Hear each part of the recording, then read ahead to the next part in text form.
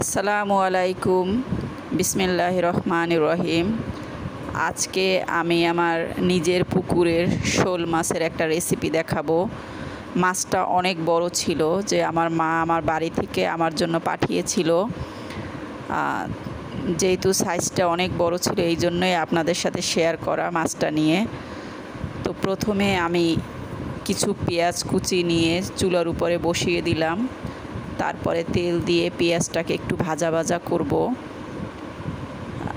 ভাজা ভাজা করার পরে আর কি, বিশেষ করে এটা শোল মাছটাকে আমি ভুনা করব, যেহেতু পুকুরের এবং ন্যাচারালভাবে তৈরি হয়েছে মাছটা।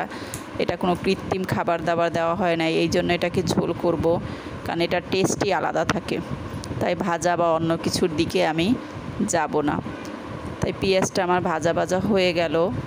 এরপরে আমার তৈরি করা আদা রসুন জিরা বাটা এবং হলুদ মরিচের গুঁড়ো আমি পেস্ট করে সেটা মাখিয়ে এই ভাজা পেঁয়াজটার মধ্যে দিয়ে দিলাম। তারপরে এটাকে কষা কষা করে নেব, যতক্ষণ না পর্যন্ত এই মশলাটা থেকে একটু তেল তেলে ভাব বের হবে, ততক্ষণ পর্যন্ত এই মশলাটাকে আমি ভাজতে থাকবো হালকা তাপে আর কি। চুলার জালটাকে একটু কমিয়ে নিব। আপনারা কালারটা দেখেন যে এর মধ্যে আমি একটু ধনিয়া গুঁড়া দিয়ে দিলাম। আমি কিন্তু অতিরিক্ত পরিমাণে তেল বা অন্য কিছু ইউজ করি নাই বেশি পরিমাণে, কারণ হলো যে এটার মধ্যে প্রচুর তেল হয়েছে। অনেক দিন পর্যন্ত পুকুরের মধ্যে ছিল আর ন্যাচারালভাবে বড় হয়েছে, সেজন্যই মানে তেলের অত প্রয়োজন হবে না, আর অত গন্ধ নেই মাছটায়, যার জন্য আমি একটু ভাজার প্রয়োজন বোধ করি নাই। তো এরপরে একটু জিরার গুঁড়া এবং ধনিয়ার গুঁড়া, ভাজা জিরার গুঁড়োটা দিয়েছি আমি, কাঁচা জিরা বাটাও দিয়েছি, আর আমি ধনে পাতা ইউজ করব, যার জন্য ভাজা জিরার গুঁড়োটা একটু দিয়ে দিলাম মাঝখানে। এই দেখেন যে মানে তেল তেলে ভাবটা বের হয়ে আসছে। আর একটু ভাজা ভাজা করতে হবে মশলাটা, যাতে মশলার কোনো গন্ধ না থাকে।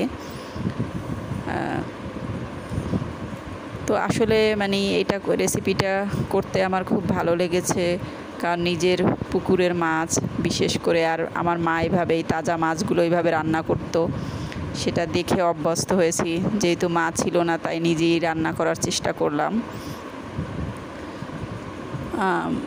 মশলাটা আমার প্রায় হয়ে আসছে। তো এর মধ্যে আমি মাছটা ধুয়ে রেখেছি আগেই, তো মাছটা দিয়ে দিলাম। মাছটা দেওয়ার পরে আমি একটু হালকা উল্টিয়ে নেব মাছগুলো, যাতে এপাশ ওপাশ মশলাটা ভালোভাবে লাগে, তাই একটু উল্টিয়ে দিচ্ছি। আর মাছটা অনেক বড় ছিল, সেজন্য আমি কয়েক পিস নিয়েছি রান্না করার জন্য, আর মাথার একটা পাশ নিলাম।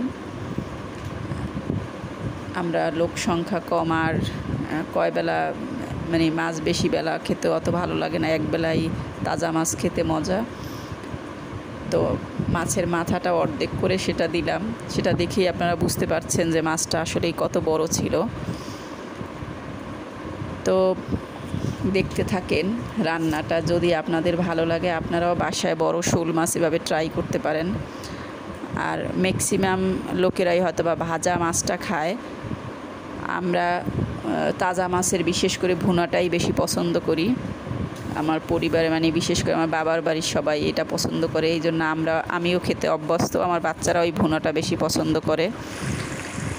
তো এরপরে কষানো হয়ে গেছে, মাছটা থেকে পানি বের হয়েছে অনেকটাই, আর আমি একটু কিছু পানি অ্যাড করে দিলাম, যেহেতু মাছটার মধ্যে মশলাটা ঢুকতে হবে। আপনারা চাইলে বেশি বড় মাছ হলে মাছের মধ্যে কাঁটা চামচ দিয়ে মানে একটু ফুটো করে নিতে পারেন, বেশি ভিতরে ঢুকানোর জন্য মশলাটা। তো এরপরে দেখি হয়ে আসছে মাছ, তখন আমি একটু ধনে পাতা দিয়ে দিলাম মাছে। আমি কোনো আলু টমেটো অন্য কিছু মানে দিব না, শুধু মাছটা, অন্য কিছু দিলে আবার ওগুলোর মধ্যে মানে মাছের টেস্টটা চলে যায়, সেজন্য আমি পুরো মাছটাকেই আলাদা টেস্টটা নিতে যাচ্ছি, এই জন্য শুধু মাছটাকে খালি ভুনা করেছি। আমার মাছ হয়ে আসছে প্রায়, আর একটু হালকা ইসে আমি চুলাটার তাপটা কমিয়ে জালটা কমিয়ে আমি মাছটাকে করতেছি। এখন হয়ে গেল আমার মাছটা, আমি উঠিয়ে বাটিতে সার্ভ করতেছি। আমার মেয়ে খাবে প্রথমেই, তো তাকে আমি প্লেটে দিচ্ছি। সে আজকে আমার মাছ খেয়ে প্রথমে রিভিউ দিবে, তো এই জন্য আমার বড় মেয়েকে রেডি করে দিচ্ছি খাবারটা সবার আগে। আমার মেয়ের রিভিউ নেওয়ার আগেই এসে দেখি আমার মেয়ের খাওয়া ফিনিশ। তো সবাই ভালো থাকবেন, আসসালামু আলাইকুম। আমার পাশে থাকবেন, দোয়া